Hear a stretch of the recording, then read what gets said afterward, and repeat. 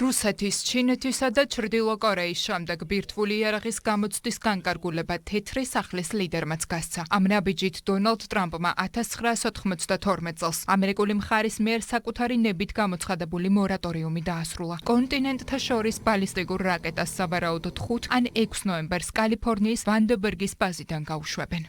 ბირთვული იარაღი უნდა გამოვცადოთ, რადგან ვიცოდეთ როგორ მუშაობს, თუმცა ჩვენ ამ იარაღის გამოყენება არასდროს არ გვსურს. რუსეთმა გამოაცხადა, რომ ტესტირებას გეგვავს. ჩრდილოეთ კორეაც მუდმივად ცდის ბირთვულ იარაღს და არ მსურს ჩვენ ერთადერთი ქვეყანა ვიყოთ, რომელიც ამ ცდას არ ატარებს.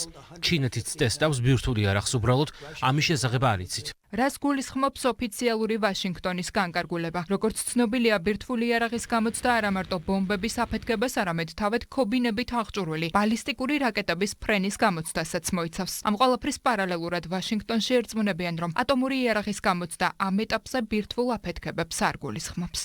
ვფიქრობ, რომ გამოცდები, რომლებზეც ახლა ვსაუბრობთ, სისტემური გამოცდებია. ეს არა ბირთვული, არამედ არაკრიტიკული აფეთქებებია. გამოცდა მოიცავს ბირთვული იარაღის ყველა სხვა კომპონენტს, რათა დავრწმუნდეთ, რომ ისინი ფუნქციონირებენ და ბირთვული აფეთქებების გამოწვევა შეუძლიათ. გამოცდა ჩაუტარდება ახალ სისტემებს, რათა ეს იარაღი წინაზე უკეთესი იყოს.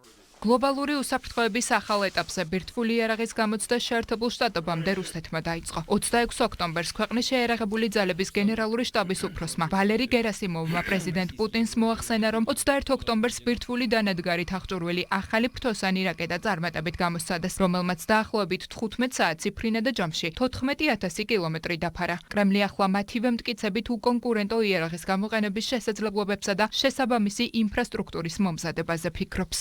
ეს უნიკალური იარაღია და მისი ანალოგი მსოფლიოში არ არსებობს. მე მახსოვს, როგორ მეუბნებოდნენ სპეციალისტები, რომ მსგავსი ტექნოლოგიის შექმნა თითქმის შეუძლებელი იქნებოდა, მაგრამ ახლა მისი ტესტირება წარმატებით დასრულდა. ახლა საჭიროა განსაზღვროთ, სად და როგორ შეიძლება ამ იარაღის გამოყენება და დავიწყოთ შესაბამისი ინფრასტრუქტურის მომზადება.